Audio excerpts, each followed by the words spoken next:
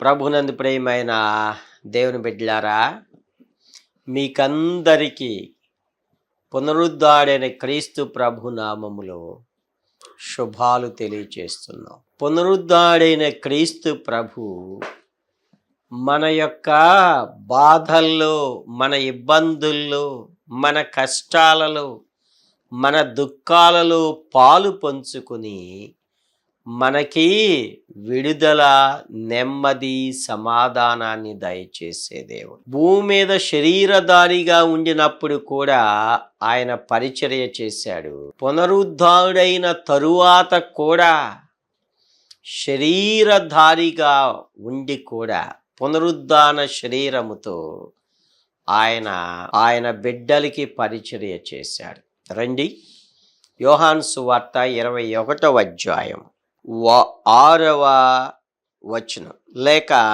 5వ వచనం చదువుదాం. యోహాను సువార్త 21:5. యేసు, పిల్లలారా, భోజనమునకు మీ యొద్ద ఏమైనా ఉన్నదా అని వారిని అడుగగా లేదని వారాయనతో చెప్పిరి. యోహాను సువార్త 21వ అధ్యాయం యొక్క ప్రత్యేకత ఏంటంటే, అపోస్తుల కార్యములు మొదటి అధ్యాయానికి ఉపోద్ఘాతమైన అధ్యాయం ఇది. అపోస్తుల కార్యములు లేక యోహాను సువార్త 20వ అధ్యాయంతోనే సమాప్తం అయిపోయింది. 21వ అధ్యాయము క్రీస్తు ప్రభు పునరుద్ధారుడైన తరువాత ఆరోహణం అవ్వక ముందు ఆయన శిష్యులకు దేవుడు చేసిన పరిచర్య. దేవుని బిడ్డలు అంటే ప్రభు మాదిరిలో పరిచర్య చేసేవారిగా ఉండాలి, ఇతరులను ఆదుకునేవారిగా ఉండాలి, ఇతరుల పట్ల ప్రేమ, క్షమాపణ, దీనత్వం, సహనం కలిగిన వారిగానే ఉండాలి. అదే సత్యాన్ని 21వ అధ్యాయములో శిష్యులైన 7గురికి దేవుడు నేర్పుతున్నారు. 21వ అధ్యాయం 1వ వచనం చూడండి. అటు తరువాత యేసు తిబెరే సముద్ర తీరమున శిష్యులకు మరలా తన్ను ప్రత్యక్షపరచుకొనెను. ఎందుకు? పేతురు, దిదుమనబడిన తోమ, గలిలయలోని కానాను నతనయేలు, జెబెదయి కుమారులు అంటే యాకోబు, యోహానులు, ఆయన శిష్యులు మరి ఇద్దరు కూడియుండిరి. మాట్లాడుకుంటున్నారు.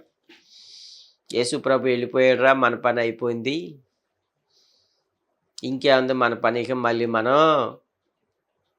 మళ్ళీ చేపలకి వెళ్ళిపోదాం, వలలకి వెళ్ళిపోదాం, సముద్రంలోకి వెళ్ళిపోదాం అనని మార్గాన్ని తప్పారు. ప్రభు కార్యాలు చూశారు, ప్రభుతో తిన్నారు, త్రాగారు. అయినా వారి జీవితాల్లో మళ్ళా బలహీనత వచ్చినది, అవిధేయత వచ్చినది.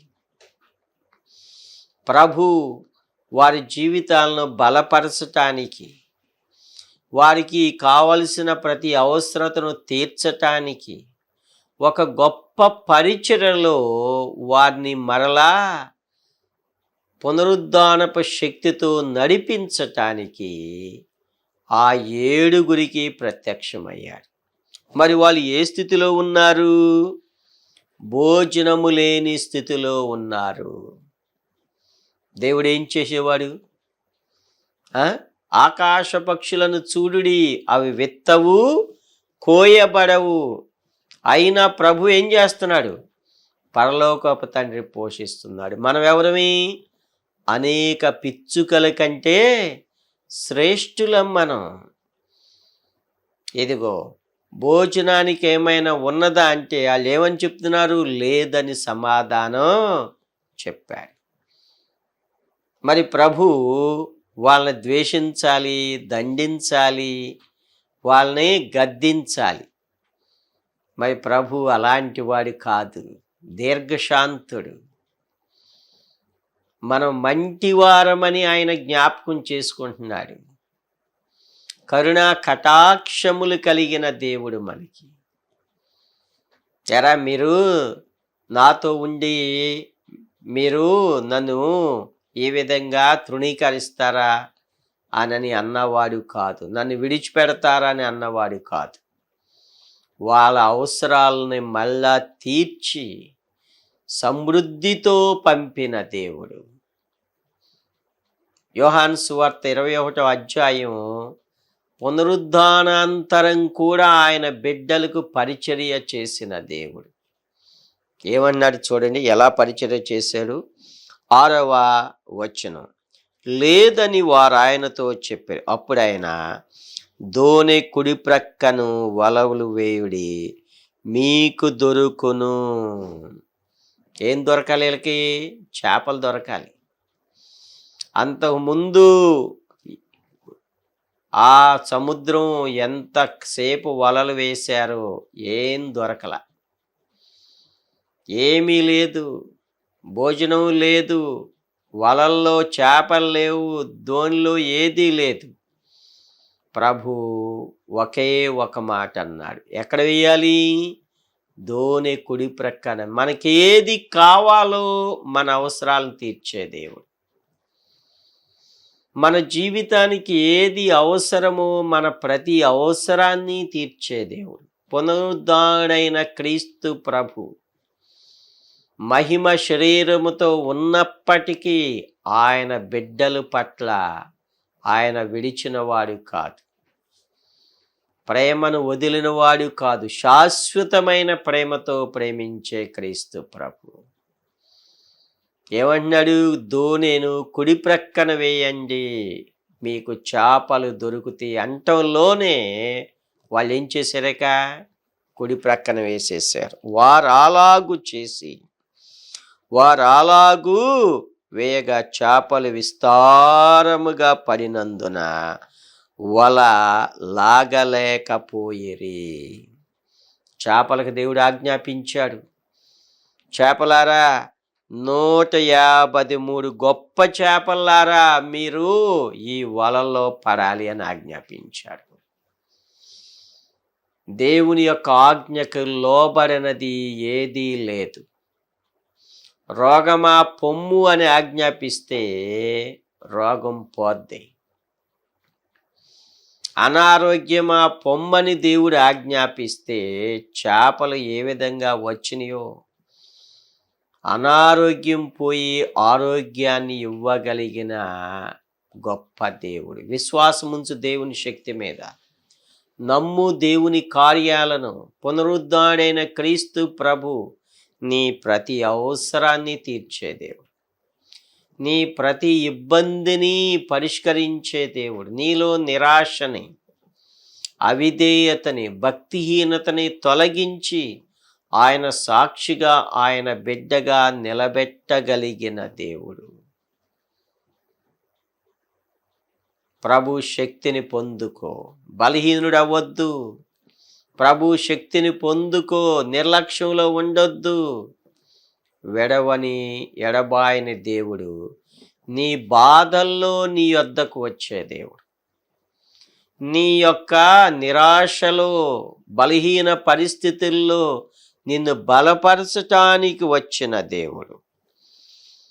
వాళ్ళిక చేపలు పడ్డాయి, వాళ్ళ అవసరం తీరింది, అంతటితో అయిపోయిందా? ప్రభు ఏం చేయొచ్చు? ఇలా చేపలు ఇచ్చేసేయాలని ఆయన దారి ఆయన వెళ్ళవచ్చు, వీళ్ళ దారిని వెళ్ళిపోవచ్చు. అలా కాదు. ప్రభు ఏం చేశారు చూడండి, 8వ వచనం, దరి ఇంచుమించు 200 మూరల దూరం నుండి తక్కిన శిష్యులు చేపలు గల వల్లాగుచు ఆ చిన్న దోణిలో వచ్చిరి. చేపలు గల వల ఒకటి ఉంది, చిన్న దోణిలో ప్రభు దగ్గర. వారు దరికి రాగానే అక్కడేమనుంది? నిప్పులను, వాటి మీద ఉంచబడిన చేపలను, రొట్టెయు కనబడెను. ఎంత గొప్ప దేవుడు! చేపలను సృష్టించిన దేవుడు అక్కడ, నిప్పును సృష్టించిన దేవుడు అక్కడ, వాళ్ళకి కావలసిన రొట్టెలు సిద్ధం చేసిన సృష్టించిన దేవుడు. ఎంతమందికి? 7గురికి. ఒక్కొక్కడు ఒక 5 రొట్టెలు తిన్నాడు అనుకో, 5 చేపలు తిన్నాడు అనుకో, ఎన్ని సిద్ధం చేసి ఉంటాడు దేవుడు? 7 8 56 పైన రొట్టెలను ఆయన సిద్ధం సమృద్ధిని దేవుడు చేశాడు.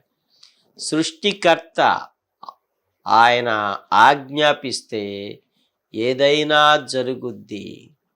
మన జీవితాల్లో ప్రభువుకు లోబడితే, ప్రభు సన్నిధిలో మనం ఉంటే, ఆయనకి విధేయులైతే ఆయన నీ కోసం ఏదైనా చేయగలిగిన దేవుడు, కథ మొత్తం మార్చగలిగిన దేవుడు.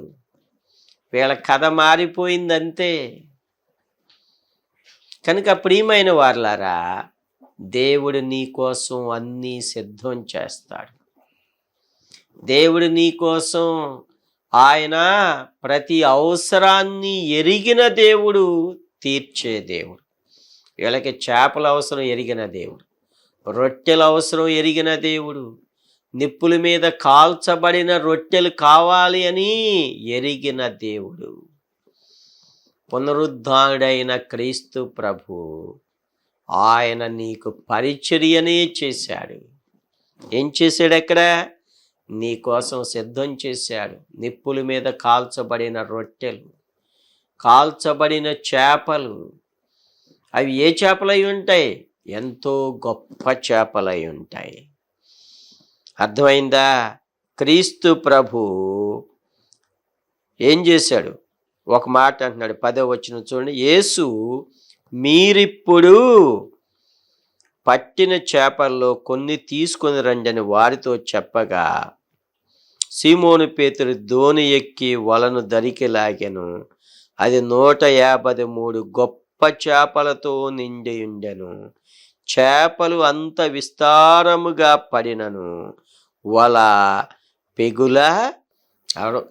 దీని యొక్క సత్యం చాలా ఉన్నది. కానీ ప్రభు ఏమంటున్నాడు? మళ్ళీ చూడండి. యేసు రండి భోజనము చేయడని వారితో అనెను. మొదట్లో ఏమన్నాడు?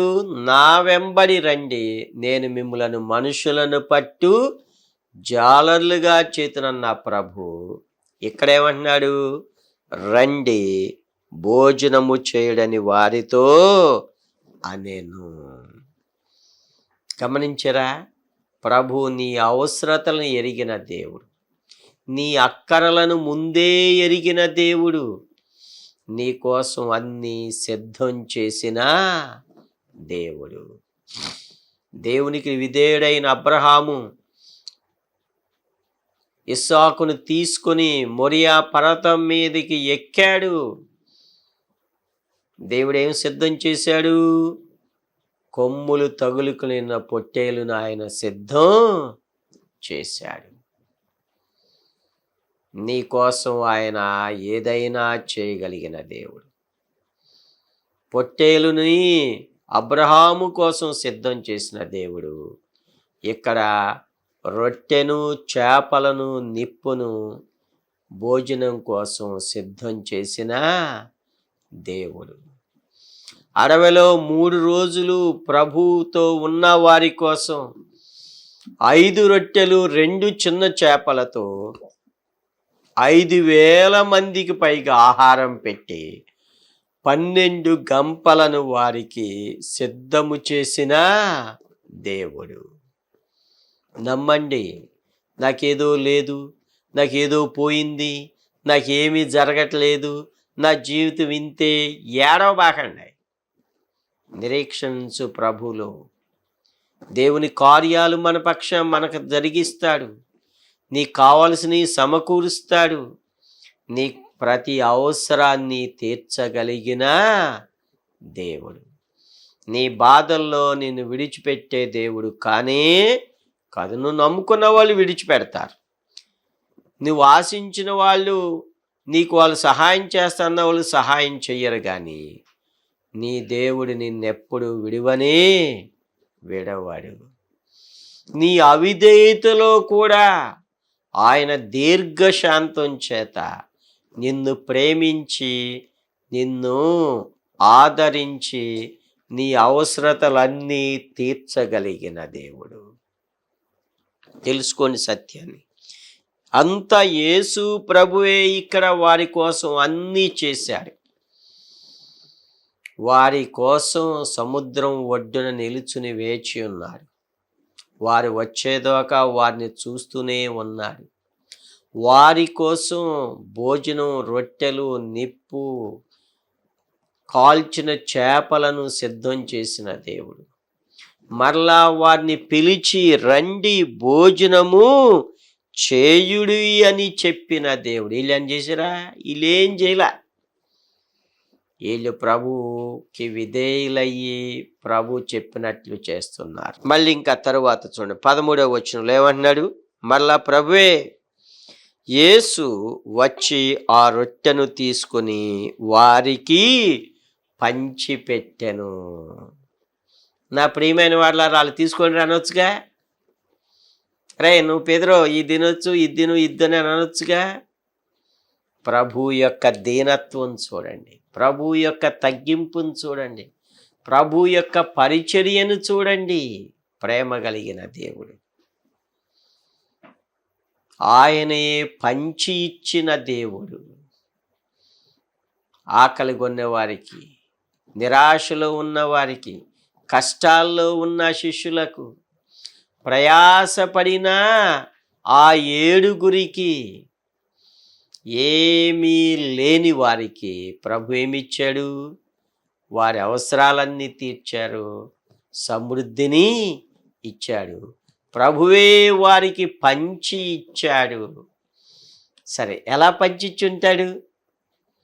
వాళ్ళకి కావలసినంతంతా వారికి పంచి ఇచ్చాడు. దేవుని యొక్క ప్రేమను చూడండి. మనల్ని విడువని ఎడబాయని దేవుడు. తర్వాత ఏం జరిగింది? ఇదంతా ప్రభువే చేశాడు. అలాగే చేపలు కూడా పంచిపెట్టెను. రొట్టెలు పంచాడు, చేపలను పంచాడు. ప్రభు ఎవరు? ఇచ్చే దేవుడు. నువ్వు ఎక్కడికో వెళ్ళి అన్నీ సమర్పించుకుంటారు, నిలువు దోపిడి అంటారు, అడదోపిడి అంటారు. అది కాదు క్రీస్తు ప్రభు. నీకు ఇచ్చే దేవుడు. నిన్ను సమస్తాన్ని, నీ బాధల నుంచి నీకు విడుదల దయచేసే దేవుడు. నీ జీవితాన్ని మార్చి నీకు ఒక సంతృప్తిని, ఆధారాన్ని దయచేసే దేవుడు. తెలుసుకోండి సత్యాన్ని. ప్రభు దగ్గరికి వచ్చి ఆశీర్వదింపబడని వారు ఎవ్వరూ లేరు. నాకు వేరుగా ఉండి మీరేమీ చేయనే చేయలేరు. ప్రభువుకు దూరంగా ఉండి మనం ఏమీ చేయలేము. నా ప్రియమైన వారలారా, ఆకాశ వాకిండ్లను కూడా మన కోసం విప్పగలిగిన దేవుడు, దీవెనలను సమృద్ధిగా కురిపించగలిగిన దేవుడు. మరి ఇంత చేసిన దేవునికి నీవు నేనేం చేయాలి? అదే చెప్తున్నాడు ఇక్కడ. చూడండి, వారు భోజనము 21వ అధ్యాయం 15వ వచనం. వారు భోజనము చేసిన తరువాత వాళ్ళు తిన్నారు, తృప్తిగా తిన్నారు. భోజనం చేసిన తర్వాత మళ్ళీ యేసు ప్రభువే మాట్లాడాడు. వీళ్ళు ఎవరు మాట్లాడతలేక సీమోను పేతురును చూసి, యోహాను కుమారుడైన సీమోను, వీరికంటే నీవు నన్ను ఎక్కువగా ప్రేమించుచున్నావా అని అడుగగా, ఎలా అడుగుంటాడు యేసు ప్రభు? బాధపడి అడుగుంటాడు, వేదన పడి ఉంటాడు. నిన్ను ఎక్కడ తీసుకుని వెళ్ళాను? పర్వతం మీద తీసుకుని వెళ్ళాను. నేను రూపాంతరం చెందినప్పుడు నా మహిమను చూసావు, అంతా చూసావు నీవు. అయినా సరే నీవు చేపల బడతాకి వెళ్ళావని బాధపడుతూ అడిగిన ప్రశ్న ఇది. దేవుడు నీకు ఎన్ని కార్యాలు చేశాడు? ప్రభుని విడిచిపెట్టేవా? దేవుడు బాధపడతాడు. జాగ్రత్త. మనం సజీవంగా ఉన్నాము అంటేనే దేవుని యొక్క మహాకృప. దాన్ని నువ్వు నిర్లక్ష్యం చేస్తే, ప్రభుని స్తుతించక, ప్రభుని ఘనపరచక, ప్రభు పరిచర్య చేయక నీవు ప్రభుని విడిచిపెట్టావంటే ప్రభు బాధపడతాడు. ప్రియమైన వాళ్ళారా, బాధపడుతూ అడిగిన ప్రశ్న, దేవుణ్ణి నువ్వు ఎన్నిసార్లు నువ్వు దుఃఖానికి గురి చేసేవో ఒకసారి ఆలోచించేయి. ఆరాధన మానుకుని ప్రభు సన్నిధిలో ప్రార్థన చేయక ప్రభు సన్నిధిని నిర్లక్ష్యం చేస్తూ ఉండేవాళ్ళారా, దేవుడు ప్రశ్నిస్తున్నాడు మిమ్మల్ని. ఏమని? వీరికంటే నీవు నన్ను ఎక్కువగా ప్రేమిస్తున్నావా? నీ పనుల కంటే ప్రభువుని ఎక్కువగా ప్రేమిస్తున్నావా? నీ పేరు ప్రఖ్యాతుల కంటే ఎక్కువగా ప్రేమిస్తున్నావా? నీ ఉద్యోగం, ఆస్తి పాస్తుల కంటే ఎక్కువగా ప్రేమిస్తున్నావా? నువ్వు ప్రేమించే వారికన్నా ఎక్కువగా ప్రేమిస్తున్నావా? ప్రభు అడుగుతున్నాడు.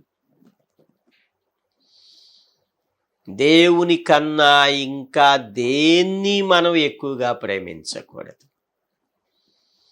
దేవుని కన్నా మన జీవితాల్లో ఎక్కువగా ఏది ఉండకూడదు. దేవుని పని కన్నా మన జీవితాల్లో ఎక్కువగా దేనికి ప్రాధాన్యత ఇవ్వకూడదు. సత్యాన్ని తెలుసుకుంటే మరలా దేవుడు మనల్ని ఆశీర్వదిస్తాడు. మరలా దేవుడు మనలను ఉజ్జీవింపచేస్తాడు. మరలా దేవుడు మనలను తన శక్తితో, తన కృపతో, తన ఆత్మతో, తన కార్యాలతో పేతుర్ని ఎలా నింపాడో అలాగే మనల్ని నింపుతాడు. దేవుడు మనల్ని ప్రశ్నిస్తున్నాడు. ఆదివారం ఆరాధన మానేసేవారులారా, మీ పనుల కంటే ఎక్కువగా ప్రభువును ప్రేమిస్తున్నారా? ఆదివారమే అన్నీ పెట్టుకుంటారు గుడి మానటానికి. ఇదొక దౌర్భాగ్యం. అంటే నువ్వు దేవుని ప్రేమించట్లా, వాటినే ప్రేమిస్తున్నావు. వీటికంటే నీవు నన్ను ఎక్కువగా ప్రేమించుచున్నావా? ప్రభు నిన్ను ఆశీర్వదించాడు. ప్రభు నీ ప్రార్థన ఆలకించాడు. నీ వ్యాధి బాధల్లో నీకు సహాయం చేశాడు. నువ్వు ఎన్నోసార్లు దేవుడు నన్ను ఆశీర్వదించాడు, నాకు సహాయం చేశాడని చెప్పి ప్రభువుకి ఇంకా సమర్పించుకోకుండా ఇంకా నీ జీవితంలో లోకం వైపు, శరీరాశల వైపు చూస్తే బాధపడేది దేవుడు. ప్రశ్నిస్తాడు. ఏమని? వీటికంటే, లోకం కంటే, శరీరాశల కంటే నీవు నన్ను ఎక్కువగా ప్రేమించుచున్నావా? దేవుని కోసం మనం ఒక్కొక్కసారి కష్టపడాలి, నష్టపడాలి, వదులుకోవాలి. ఏవేమి లాభకరమైనయో క్రీస్తుని కోసం వాటిని నష్టపరుచుకొని పెంటతో సమానంగా ఎంచుకున్నాడు పౌలు గారు. అప్పుడు దేవుడు ఏం చేస్తాడు? నీ జీవితానికి ఏది ఆయన తక్కువ చేయడు. తన నామమును బట్టి చూపిన ప్రేమను మరుసటకు దేవుడు ఎప్పుడు అన్యాయస్తుడు కాదు. 3 సార్లు ప్రభు ప్రశ్నించాడు. గమనించారా? పునరుద్ధానము తరువాత కూడా నీ అవసరాలు తీర్చటానికి నీ వద్దకు వచ్చిన దేవుడు. నిన్ను ఎన్నడూ కూడా విడువని ఎడబాయని దేవుడు. ప్రభు దగ్గరకు రండి మీ అవసరాల్లో, ప్రభు సన్నిధిలో ప్రార్థించండి మీ సమస్యల్లో. దేవుడు కార్యాలు ఆయనే చేస్తాడు అనని నమ్మండి దేవుని శక్తిని, వాగ్దానాన్ని. సముద్రం ఒడ్డున రొట్టెలున్నాయా? దేవుడే తెచ్చాడు, సృష్టించాడు. సముద్రం ఒడ్డున నిప్పుందా? లేదు, దేవుడే సృష్టించాడు. సముద్రం ఒడ్డున కాల్చబడిన చేపలున్నాయా? లేవు, దేవుడే సృష్టించాడు. ఎవరి కోసం? ఏమీ లేని శిష్యుల కోసం. కనుక దేవుడే నీ కోసం అన్నీ చేస్తాడు. నీ పట్ల తన కృపను ప్రసాదిస్తాడు. నీ పట్ల ఆయన సహాయం చేస్తాడు. మర్చిపోవద్దు దేవుని సన్నిధిని, విడవద్దు దేవుని యొక్క ఆరాధనని, విడవద్దు దేవుని సన్నిధిలో ప్రార్థనని. కనుక ప్రభు దగ్గరకు రండి. వీటికంటే ఎక్కువ ప్రేమిస్తున్నావా? అర్థమైందా? నా గొర్రెలను మేపుము. ఇదంతా దేవుడు ఆయనకిచ్చిన గొప్ప కమిషన్. ఏం చేయాలో అర్థమైందా? బలహీనతలో ఉన్న వారిని బలపరిచినది. అర్థమైందా?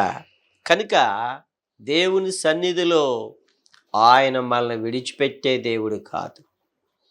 పునరుద్ధరణైన తరువాత కూడా ఆయన శిష్యులకు ఆయన పరిచర్య చేశాడు. ఇదిగో నేను తలుపునొద్ద నిలుచుండి తట్టుచున్నాను. ఎవడైనను నా స్వరము విని తలుపు తీసిన వల్ల నేనును అతనితో కూడా, నేనును నాతో కూడా అతనును భోజనము చేయుదుము. ప్రభు యొక్క పరిచర్య అదే. ఆయన మనకి కావలసిన ప్రతి అవసరాన్ని తీర్చే దేవుడు. నిన్ను ప్రేమించాడు కనుక నీ కోసం ప్రాణం పెట్టాడు. నీకు ప్రతి అవసరాన్ని తీర్చటం ఆయనకు పెద్ద సమస్య ఏమీ కానే కాదు. నిరాశ చెందొద్దు. నాకు చదువు రావట్లేదే, నాకు ఉద్యోగం రావట్లేదే, నా జీవితం ఇంకా బాగుపడలేదని నిరాశ చెందొద్దు. రండి ప్రభు దగ్గరికి, విధేయులు అవ్వండి. ప్రభు సన్నిధిలో ప్రార్థించి నీ భక్తిని, నీ విశ్వాసాన్ని, నీ నమ్మకత్వాన్ని, నీ పరిశుద్ధతని ప్రభులో రుజువు చేసుకో. దేవుని ఆశీర్వాదాలు పొందకుండా నీవు ఉండవు. దేవుడి నుంచి వాళ్ళు అవిధేయులైన వారికే అంత దేవుడు చేస్తే మేలు. విధేయులుగా నమ్మకంగా ఉంటే నీకెంత చేస్తాడు? కనుక సత్యాన్ని తెలుసుకోండి ప్రియమైన వారలారా. దేవుడే ఆయన బిడ్డల కోసం అన్ని పరిచర్యలు చేశారు. వీళ్ళది ఏమీ లేదు, వీళ్ళు తిన్నారు అంతే. పంచిపెట్టాడు ప్రభు. ఇక తరువాత చెప్తున్నాడు, వీటికంటే అన్నీ చేశాడు కనుక ప్రభు అడుగుతున్నాడు, వీరికంటే నన్ను ఎక్కువగా ప్రేమించుచున్నావా? నేటి కాలంలో ఫోన్ కంటే ప్రభువుని ఎక్కువగా ప్రేమించాలి. వాట్సాప్లు, ఫేస్బుక్లు చూసుకుని వాక్యం చదివే వాళ్ళు తక్కువైపోయారు. అవి కాదు ప్రేమించాల్సింది. ఫోన్ లేకపోతే ఉండలేని పరిస్థితులు వచ్చినాయి నేటి కాలంలో. వాట్సాప్లు, ఫేస్బుక్లు, ఇన్స్టాగ్రామ్లు ఈ చూడకుండా లేని పరిస్థితి వచ్చింది. ప్రార్థన చేసుకుండా ఉండే రోజులుగా పోయినాయి. ఇప్పుడు మార్చుకోండి ఈ పరిస్థితి. ప్రభువునే మనం ప్రేమించాలి, ప్రభు సన్నిధిని మనం వెదకాలి, ప్రభుతోనే మనం సహవాసం చేయాలి. ఆయన నిన్ను ఎన్నడూ విడిచిపెట్టే దేవుడు కాదు. నీకోసం అన్నీ సిద్ధం చేసే దేవుడు, నిన్ను ఆదుకొని బలపరిచే దేవుడు. నిరాశ చెందొద్దు. దుఃఖంలో ఉన్నావా? ప్రభు దగ్గరకు రా. నీకోసం ఆయన ఏం కావాలో సిద్ధం చేస్తాడు. ఏ అవసరతలో ఉన్నావా, కష్టాల్లో, సమస్యలు ఉన్నావా? ప్రభు దగ్గరకు రా. నీకోసం ఆయన పరిష్కారాన్ని చూపిస్తాడు. సైతాను వల్లో చిక్కుకొని పాపపు బంధకాల్లో ఉండి నీ జీవితాన్ని నాశనం చేసుకోవద్దు ప్రియమైన వాళ్ళారా. పాపపు బంధకాల్లో ఉండి చిక్కుబడిపోయి జీవితంలో శాంతి సమాధానం లేకుండా ఉండొద్దు. రండి ప్రభు దగ్గరికి. ఆయన మనకి నెమ్మది, సమాధానాన్ని, తృప్తిని, ఆనందాన్ని దయచేసే దేవుడు. పునరుద్ధరణైన తరువాత కూడా ప్రభు మనలను ప్రేమించి ఆదరించి మన అవసరతలను తీర్చిన దేవుడు. నిన్ను ఎప్పుడూ కూడా విడువనే ఎడబాయుడన్న వాగ్దానాన్ని మన జీవితంలో నెరవేరుస్తాడు. ఇక్కడ శిష్యులను మరలా ఒక గొప్ప బలాన్నిచ్చాడు, పునరుద్ధానపు శక్తినిచ్చాడు, ఉజ్జీవాన్నిచ్చాడు. వాళ్ళు తరువాత ప్రభు కోసం మరణించడానికి కూడా వాళ్ళు వెనుకంజ వేయలేదు. వాళ్ళు ప్రభు కోసం ఇక ఏదైనా చేయటానికి ప్రభువునంతగా ప్రేమించారు. మనం కూడా ప్రభు కోసం సమర్పించుకుందాం. మనం కూడా ప్రభువుని ఎక్కువగా ప్రేమిద్దాం. మనం కూడా మన జీవితాల్లో ఒక గొప్ప ఉజ్జీవాన్ని, ఆత్మీయ అభివృద్ధిని పొందుకుందాం. పునరుద్ధారుడైన క్రీస్తు ప్రభు మనల్ని విడిచిపెట్టే దేవుడు కానే కాదు. అలాంటి ధన్యత ప్రభు మనకు అనుగ్రహించునుగాక.